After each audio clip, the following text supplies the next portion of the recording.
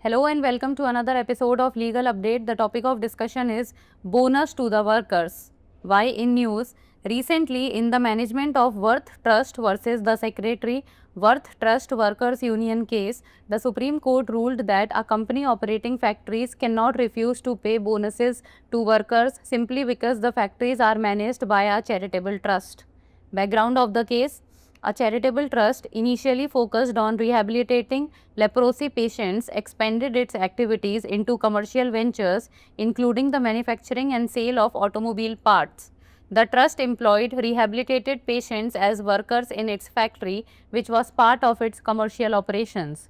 The respondent workmen union, consisting of rehabilitated patients, sought a bonus under the Bonus Act for their work in the factory.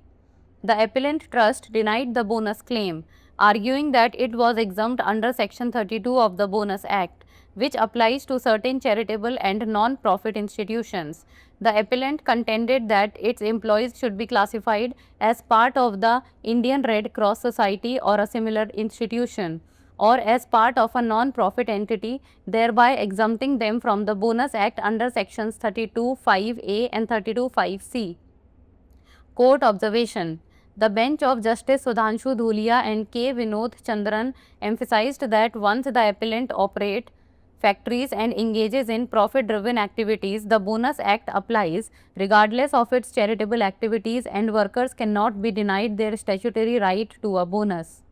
The court held that the appellant is not exempt under Section 32(5)(a) or (c) of the Payment of Bonus Act 1965 and directed the appellant to pay the bonus to its workmen in accordance with the provisions of the Bonus Act within a month.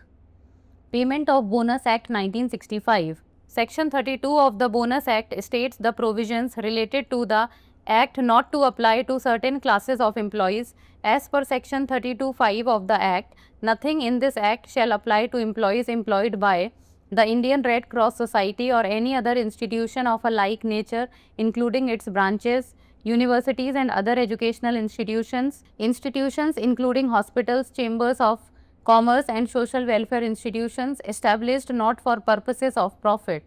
Now it's time for the practice question. Which of the following is not included in the institutions exempted under Section 32(5) of the Bonus Act?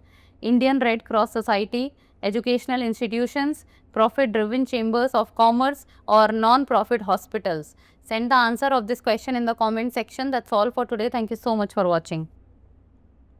कर्मचारियों को bonus चर्चा में क्यों? हाल ही में the management of Worth Trust बनाम the secretary Worth Trust workers union मामले में सुप्रीम कोर्ट ने फैसला दिया कि कोई कंपनी जो कारखानों का संचालन करती है केवल इस कारण से कर्मचारियों को बोनस देने से इनकार नहीं कर सकती कि कारखानों का प्रबंधन एक चैरिटेबल ट्रस्ट द्वारा किया जाता है।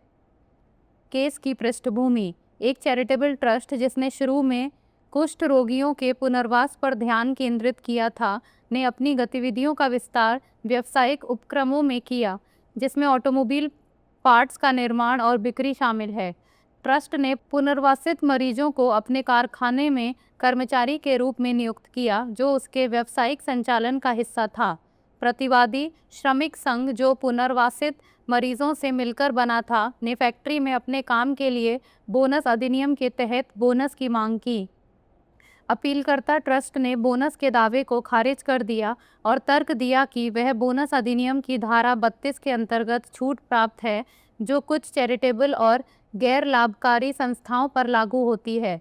अपीलकर्ता ने यह भी दावा किया कि उसके कर्मचारियों को भारतीय रेड क्रॉस सोसाइटी या इसी प्रकार की संस्था या एक गैर लाभकारी इकाई का हिस्सा माना जाना चाहिए, जिससे उन्हें धारा 32(5) का और 32(5)(ग) के तहत बोनस अधिनियम से छूट मिलनी चाहिए।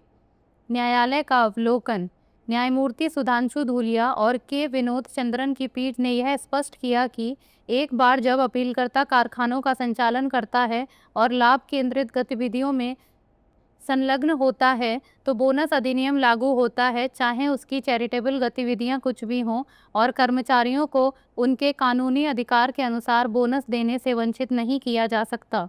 कोर्ट ने यह फैसला सुनाया कि अपीलकर्ता को बोनस अधिनियम 1965 की धारा 32(5) का या गा के तहत छूट प्राप्त नहीं है और उसे अधिनियम के प्रावधानों के अनुसार 1 महीने के भीतर अपने कर्मचारियों को बोनस का भुगतान करने का निर्देश दिया।